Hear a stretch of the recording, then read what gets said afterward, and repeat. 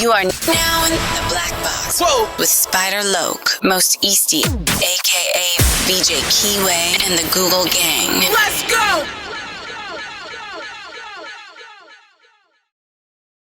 Neighborhood Nip Hustle. Big shout out to my nigga SPI, Spider Loke. You know I'm in the black box. Had to come through, tap in, show love one time.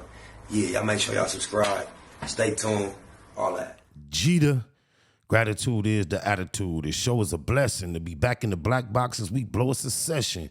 The constant, continuous, consistent content creation campaign continues. Those are the 7 C's. As we navigate throughout those 7 C's, I will be the captain of the campaign.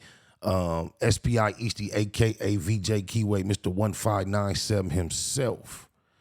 Interesting video to react to right now. It's about Menace to Society. And it's talking about it got cracking, it got dangerous, it got deep, it got serious throughout the filming of the movie, the legendary movie Menace to Society, starring Lorenz Tate, O-Dog, as O-Dog, and MC8 as A-Wax. When filming Menace to Society got way too real. Gangs, shooting, gang shootings, beef. With no further ado, let's see what the Menace to Society crew has been up to. Oh, my mama. You ain't gotta be creeping. I don't know why you trying to act. I was watching our backs because, you know, we didn't know what was gonna happen being in that neighborhood. At the age of 12, twin brothers Alan and Albert Hughes were given a video camera by their mother. 8 years later, they were in Hollywood, making their first feature film. It's called Menace to Society. Back in the early 90s, gang stories were everywhere, showing the gritty, raw, authentic realities of people living in the hood. But when the Hughes brothers started working on Menace to Society, no one imagined the chaos that would unfold behind the scenes. Yes, it was shot right in the hood. In fact, real gang members were watching over the set like their life depended on it. This one guy, I forget his name, but he was the scariest guy in the area. I remember that to try to defuse this, we offered him his job as like our head neighborhood security guy. And he did a great job. But even with that protection, things got shaky. Actors, some of them fresh out of drama. Imagine what he said in light of the allegations and charges against Big U and, you know, just certain little things he said on camera about shooting movies in the hood and all that. It's crazy. School started to panic. This wasn't Hollywood. This was real. One wrong look, one wrong step could spark something dangerous. Always watching our backs because, you know, we didn't know what was gonna happen being in that neighborhood.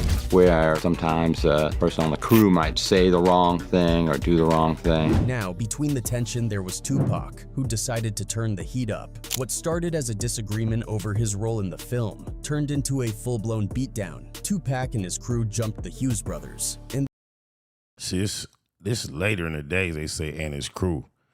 Back in the days, the story was Tupac got on both of them by himself. On my mama.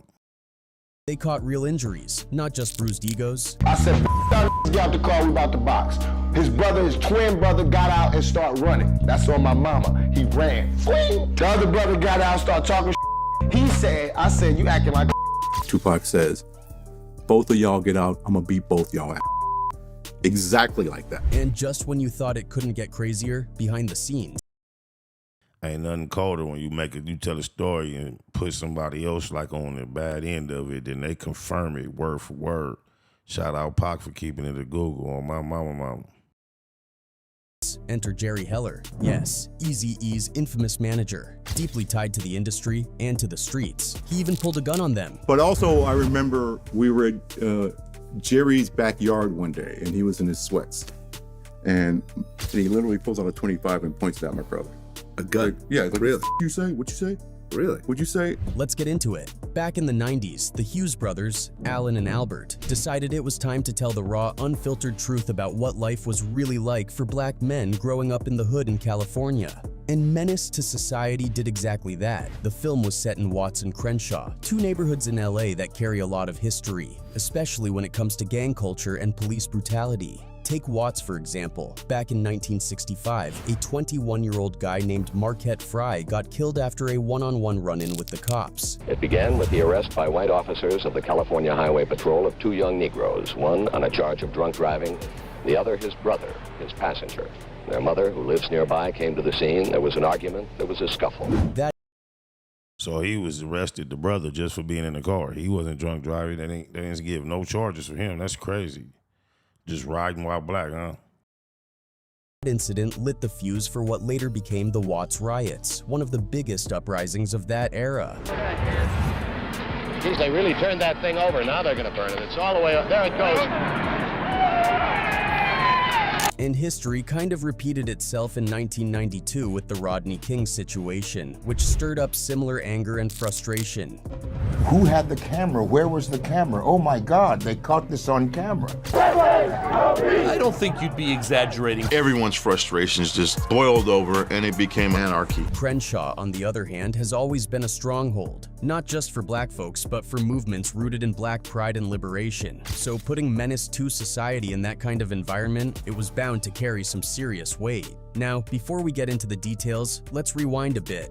Alan and Albert didn't just pop up out of nowhere. They actually started out shooting music videos for artists like Tupac and Too Short. When we were 19, we did a lot of hip-hop music videos. We did hip-hop videos for Tupac.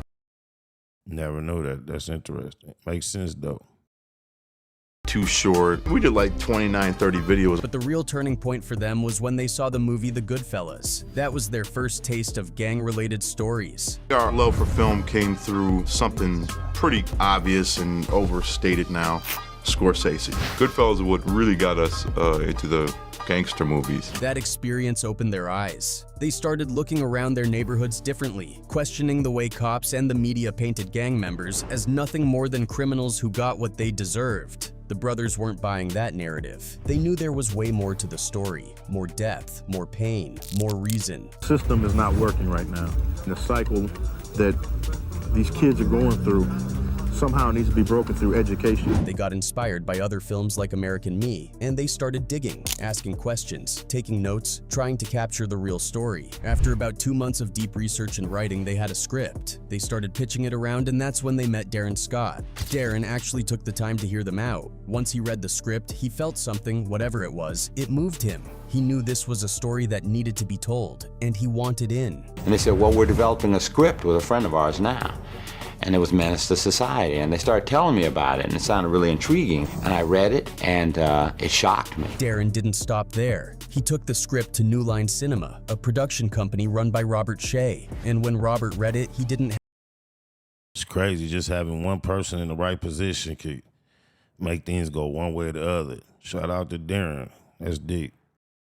Hesitate. According to Darren, the story hit him hard. It brought him to tears. The reality of black young boys not breaking through the shackles of gang violence. That was the spark. After that, it was go time. The ball started rolling, and Menace to Society was now a movie that needed to be brought to life. The story followed a young dude named Katie Kane Lawson, played by Tyron Turner, and his tight circle. Kane and his best friend O-Dog, played by Lorenz Tate, found themselves deep in some heavy street stuff after O-Dog killed a liquor store cashier and his wife just because the guy disrespected him.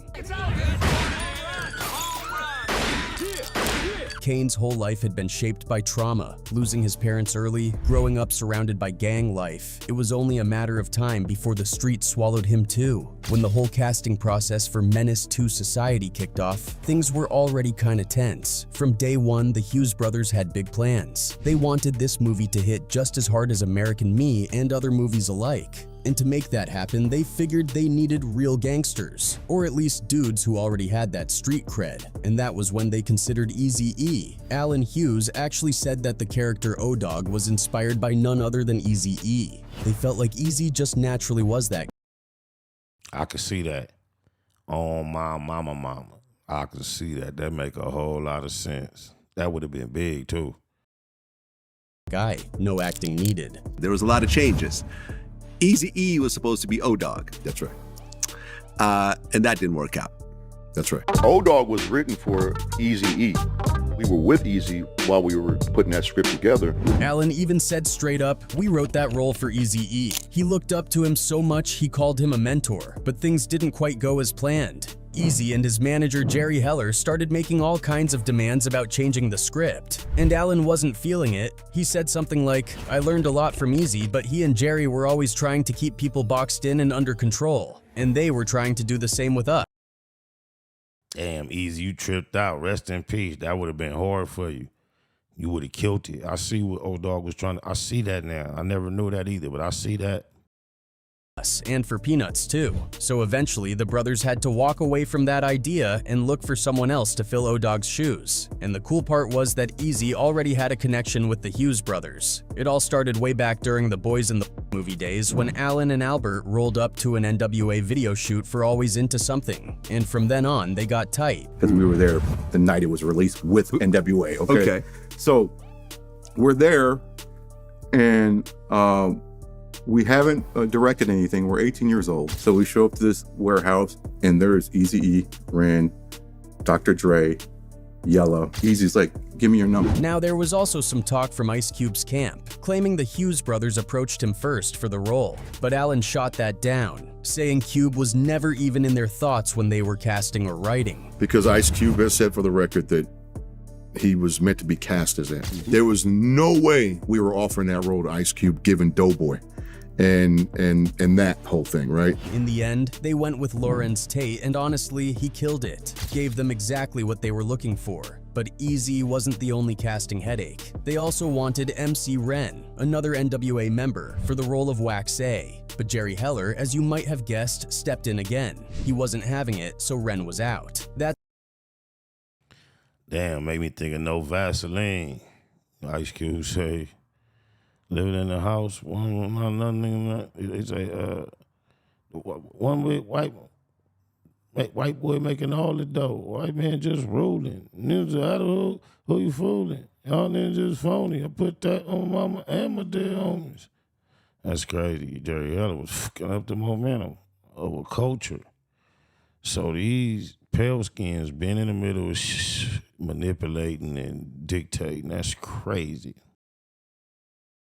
That's when they found MC8, who they had seen in a rap video. Something about his vibe just clicked. He brought the same energy they were hoping for with Ren, so they locked him in. In a rap video, and he was in the projects, and he had this dripping Jerry curl, and we're like, who snuck him past? You know, for lack of a better way of saying, you know, how they let this by, right? You know, like this guy's real right here. We got to get him. Then came Tupac. His situation was different. He was originally cast as Sharif, the Muslim homie in Kane's crew. But during script readings, Pac started getting real frustrated with the character. He didn't vibe with it at all and kept interrupting rehearsals to complain.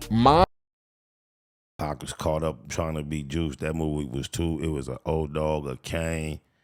He probably wanted to be Kane, the old dog, but he would have, you should have just stuck to your actor, like the dude that was in Poetic Justice, and did it, bro. That would have been a good role for you to show your depth, your range, Pop.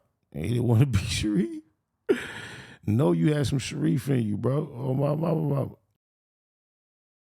My take on it was every time we got ready to rehearse, he had an opinion about his character. Tupac, we all started rehearsing and reading or whatever, and in the middle of it, Tupac was like, man, I don't know, I can't get into this character. It's just, I need more meat. The Hughes brothers said they tried to keep things cool, asking him politely to just go along with it, but Tupac wasn't having it. Things got heated to the point where Allen had to pull him aside to talk, and from there, it all kind of blew up. Then Allen Hughes was like, Tupac, why are you acting like a You're acting like a right now. You acting like a straight let's step outside. Tupac didn't let it slide. He took it personal. So much so that later on, while the brothers were out and about near the set, Tupac and his crew showed up and pressed them. No one really knows what Tupac's intentions were in that moment, but given his rep and the tension between them, it was definitely sketchy. So when they pulled up, Tupac wasn't playing at all. He told the Hughes brothers to get out of the car, straight up threatened them, saying he was going to handle them personally. And knowing Tupac, that wasn't just talk. Things spiraled fast. Allen got roughed up pretty badly, while Albert managed to dip and avoid the whole mess. Tupac says,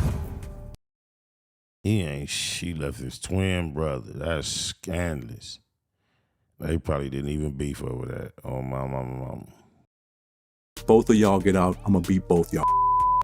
Exactly like that. I wasn't even running. I was moseying. I turn around the first time. I see Tupac at a smoking pipe. He puts it in his hand as my brother goes, I don't have any time for this.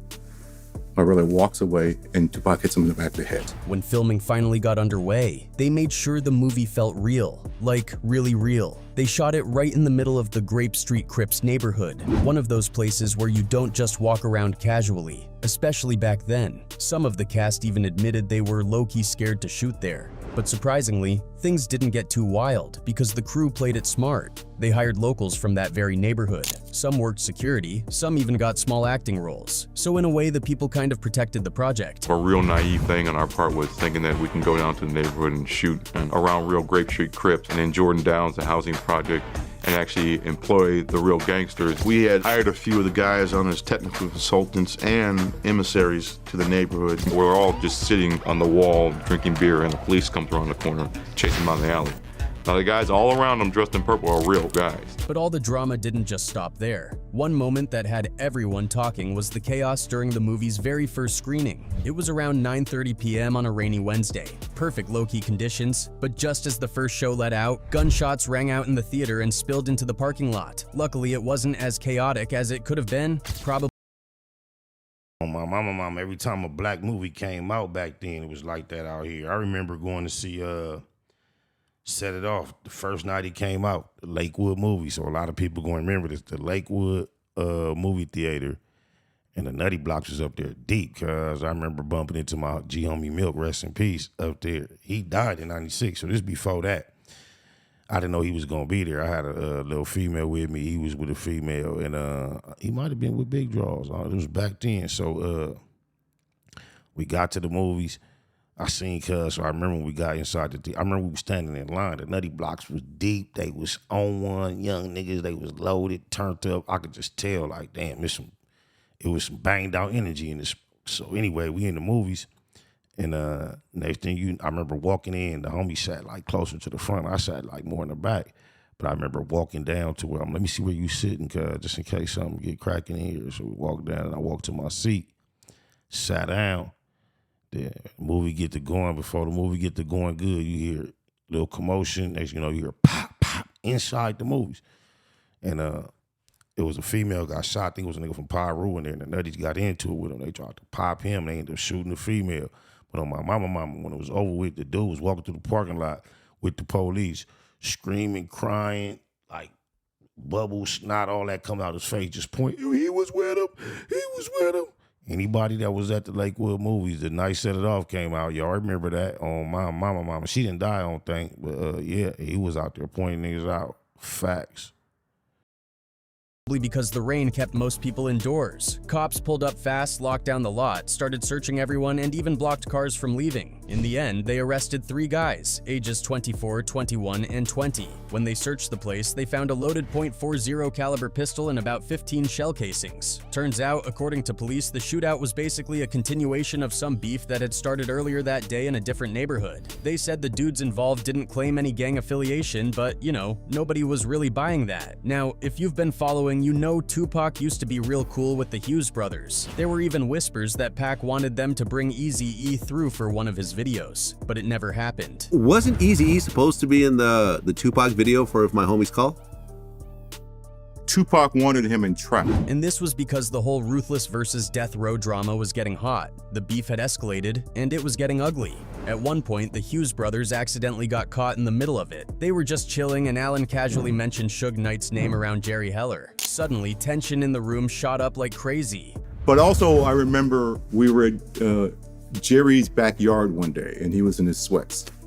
And because we had big mouths and we would say what was on our mind, we said something to Jerry, and he literally pulls out a 25 and points it at my brother. A gun? Like, yeah. Like, really? What'd you say? Really? What'd you say? To really understand all that, you have to rewind back to '89, when NW.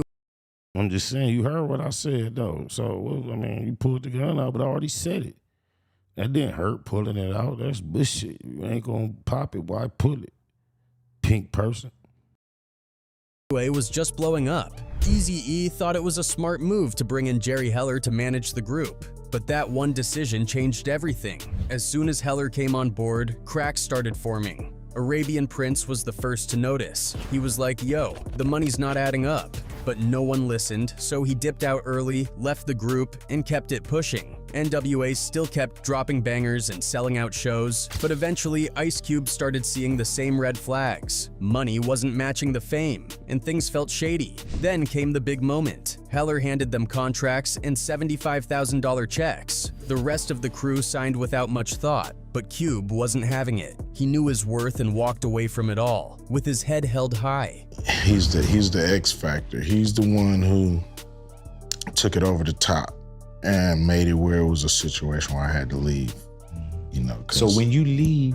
When Cube left, most of the guys still didn't get what was really going on. Dre, for example, thought he was cool. He even signed a deal worth $100K for 5 albums, which breaks down to just $20K per project. At the time, that sounded like big money. Initially, Drake was supposed to have had a bigger piece of Ruthless. And he was getting, I think he was getting like $20,000 an album. At that time, he thought that was good money. That good feeling didn't last. Not after Straight Outta Compton blew up and Dre's album sold 3 million copies in just a few months. The numbers were crazy, but Dre's bank pocket told a totally different story. And with his kind of influence, you know he wasn't letting that slide. He brought it up to Eazy and Heller, but they brushed it off. Dre kept pushing for answers, but nothing changed. Things were brewing quietly until the DOC got into that brutal car accident. His voice was gone, and with it, his rap career. That's when Suge Knight came in, just DOC's bodyguard at the time.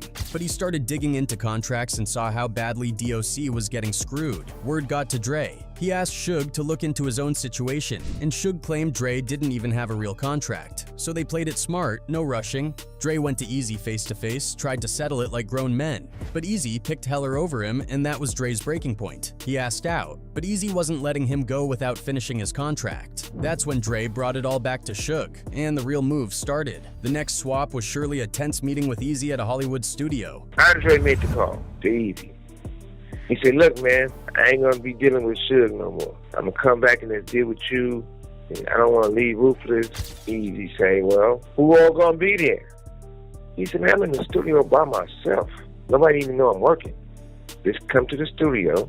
Eazy thought he was walking into a one-on-one, but instead, Suge and his crew were waiting. They came heavy, tossed out threats, brought up his mom even, and allegedly had Heller sweating nearby. Some say Eazy got roughed up, but no one's ever really confirmed it. Either way, it worked. Eazy signed the papers, and just like that, Dre was free, for now. But Suge wasn't done. Next up was Heller. Mob James said they hit his house, spray-painted the place, scared off his security, and sent a loud message. Heller even admitted later on Vlad TV that he knew it was Suge. He tried calling him out, but Suge just played dumb. It shook Heller so bad he started carrying guns and hiding extras just in case. Now back to Eazy. He wasn't just a rapper with street cred, he was really connected. The Hughes brothers even considered him for this film role, which says a lot. His ties to the Mexican community were deep too. Long before the Chicano rap scene blew up, Eazy was already rolling with Mexican homies, like Crazy D, a close friend and NWA affiliate. And if you ever wondered who that one dude was on the NWA and the Posse cover that didn't seem to fit the name, that was Crazy D, not photoshopped, not a mistake. He was part of the crew from day one. Crazy D wasn't just some random dude in a group photo. Nah, back then, he was actually more hands-on with NWA than some of the guys we now call core members. Unlike MC Ren, who just kinda ended up in that picture by chance. But Crazy D was in the trenches with them. Dude even helped shape their early sound and had writing credits on Panic Zone, NWA's very first single. So yeah, Eazy's connection with the Mexican community didn't come out of nowhere. It was baked into the foundation. But it didn't stop there. Fast forward a few years, and Eazy doubled down by signing Brownside, a hard-hitting Chicano rap group led by the late Toker and also linked up with Kid Frost, one of the pioneers of Latino rap. Now you have to understand, back then, no one was really giving Chicano rap the respect it deserved. It was seen as this underground thing, barely taken seriously in the mainstream. But Eazy saw the future. He knew this movement was about to explode, and he wanted to be at the front of it. He had already signed the Brownside, and then he ended up signing Kid Frost, and we ended up working on the Brownside record, you know what I mean? And Shout out Julio G, my guy. It's a beautiful world. Really got that record lit for me locally. Facts on my mama. And, you know, that he had love for Eazy-E. He used to come to the Blue Room, get drunk, and just tell me a million Eazy-E stories, just bag to bag to bag to bag. That was his thing. He had that mind state about it because he knew that was coming. Like I said, the guy was ahead of his time. Brownside wasn't your average rap group either. Under Eazy's wing, they helped define the whole Chicano rap wave. But here's the thing. They weren't just rappers playing dress-up in streetwear. These dudes were real ones. Gangsters for real, with stories from the trenches. No filters, no fluff, just raw life experience turned into bars. Came up and started rapping because I knew they couldn't fake it. Jokers on the loose. And I'm straight gang related. And when things between Ruthless Records and Death Row hit that boiling point, Brownside wasn't just watching from the sidelines. According to Toker, they rolled up right when things were getting real. It was like fate dropped them into the right place at the right time. Death Row thought Eazy was exposed and unprotected. But nah, Brownside was already standing beside him, fully locked in. Toker straight up told Eazy, "We got you, whatever happens." We got you Ruthless when the Death Row Ruthless beef was cracking. So they thought they were gonna overpower my boy because my boy was by himself. But you know Destiny's the Destiny took Toker and the Brownside clique to Ruthless. And it wasn't just talk. Toker once pulled Eazy aside and told him, "If there's anyone you need gone, just say the word." And Eazy, cool as always, kinda laughed it off like, "It's not even like that, man." Toker wasn't buying it. He shot back, "Nah, it's exactly like that." So we told Eazy, "We rolling with you, fool. We got your back. What's cracking with this Death Row Roof? Who you want gone? Cause we ain't around." He made sure Eazy knew if that's deep, then according to Suge, they spared each other's lives. Cause Dre wanted, according to Suge, Eazy out of here. And then according to the Tokers, they got an Eazy like, "Who you want out of here?" And Eazy didn't push the button, and Suge didn't push the button, one on each other. That's crazy. things ever popped off, they had young soldiers ready to move. We're talking 15 and 16-year-olds who were so deep in the game, they were ready to take that charge, serve a few years, and be out before 22. That's how deep their loyalty ran. Are you 16? Yo, little crook, how old are you? Like 15? All right, don't worry about it, E. I'm gonna send my little young juvenile torpedo so they can go ahead and do YA life. They're gonna let my boys out when they're 22 years old. Don't worry about it. After that, the bond between Eazy and the Mexican community got even tighter. Brownside was with him everywhere. Business meetings, fancy restaurants, industry stuff, you name it. And they weren't just there for the vibes. They were there in case someone from Death Row thought they could pull up and make a statement. Eazy was never alone, and the message was clear. He had people ready. And then came the Cheesecake Factory story. Eazy's just chillin', eating, minding his business, out of nowhere. He said Eazy was never alone. I met Eazy-E in the Delamo Mall mobbing all by himself. G'd up, Compton hat, the black Dickie coat, Dickies on, mobbing on my mama, solo bolo.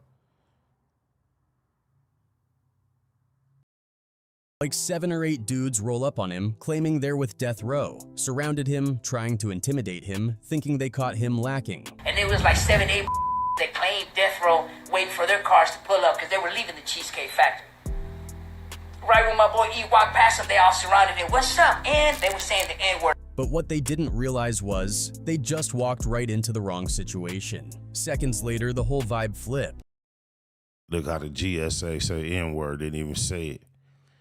Oh, how times have changed. Oh, my mama.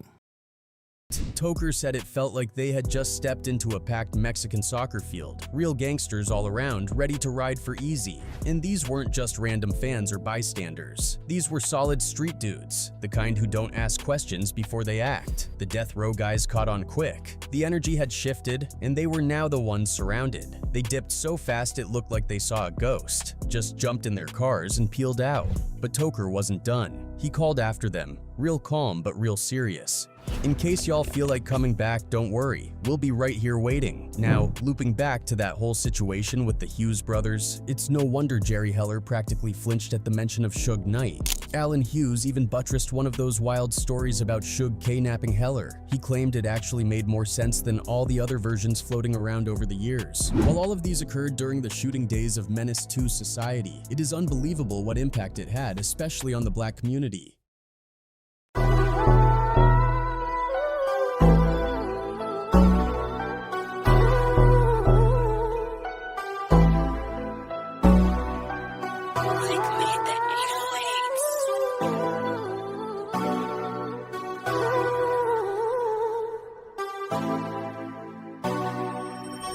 Hop on the interstate and chase me a bag. Pop bottles every time that I pass. It's that mafia swag, fly crippin'. You see me drippin' all this Mac sauce. Bay Mac. Be about your money at all costs. Hop on the interstate and chase me a bag. Pop bottles every time that I pass. It's that mafia swag, fly crippin'. You see me drippin' all this Mac sauce. Bay Mac. Be about your money at all costs. I'm from the land of the crack pavement. When niggas holler stay dangerous and squabble up just like Javante Davis. Niggas haters, they on lame shit. We be on that game shit. He thought he got away. I chase him down LeBron James shit. Blood stain from the stainless. He need a paramedic. And we play ball. Everybody around me athletic. Still stepping. Well committed. I stand on business. Every load I jump in, that bitch tinted. Won't catch me slipping. About my money low. Run me that bag. Call my bitch and say I need you. She gon' run to me fast. That mafia swag, she can't get enough. And she know I'm about my math. She let her sit and watch me add all this money up. Riders popping out the cut like roaches when the lights on. I'm just like BG with my niggas, whether right or wrong. Dead end mafia. You entering the danger zone. Tiny Macs be cracking heads. You better have your helmet on. Hop on the interstate and chase me a bag. Pop bottles every time that I pass. It's that mafia swag, fly crippin'. You see me dripping all this Mac sauce. Bay Mac. Be about your money at all costs. Hop on the interstate and chase me a bag. Pop bottles every time that I pass. It's that mafia swag, fly crippin'. You see me dripping all this Mac sauce. Bay Mac.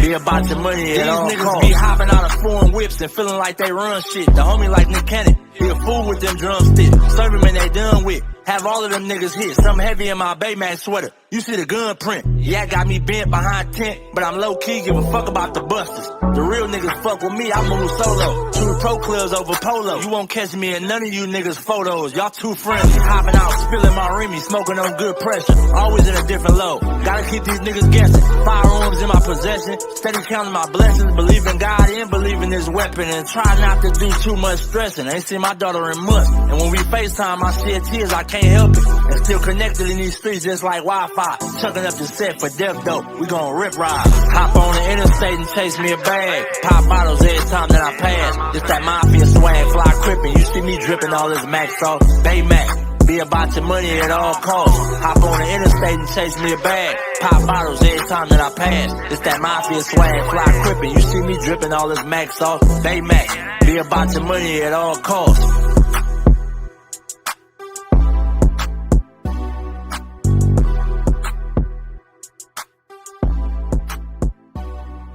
In that hustle. Big shout out to my nigga SPI, Spotter Low. You know I'm in the black box, had to come through, tap in, show love one time. Yeah, y'all make sure y'all subscribe, stay tuned, all that. It's the homie cook-up boss, goddammit, Cub Low. And y'all tuning in to the Wake and Bake Show with goddammit the homeboy Spider Low. Here with SPI, the realest nigga in LA. Spider this bitch! My nigga Spider Low. Spider Low, nigga. Spider Low. Spider Low. Spider Low. Spider Low. Spider Low. Spider Low, that's my nigga. Spider Low. Spider Low. Shout out to SPI, that motherfucking nigga. Spider Low, Wake and Bake. Better keep it Google, nigga. Loke is in LA somewhere doing what he's doing. In the words of Spider Loke on my mama's mama. Spider Loke's gear. This is Bay Mac. Nate Blood, C-Mac. Shout out my Loke, Spider Loke, huh? Nate Blood, on hood. It's a beautiful world. You fight me? Fight, crib.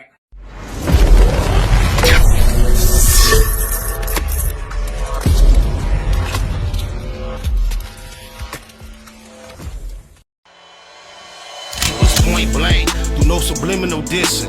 When I listen, I can tell you never been on no mission. Sticking to the script, don't care if I offend you. Neighborhood crib, the marathon I overlook my competition, never seeing them.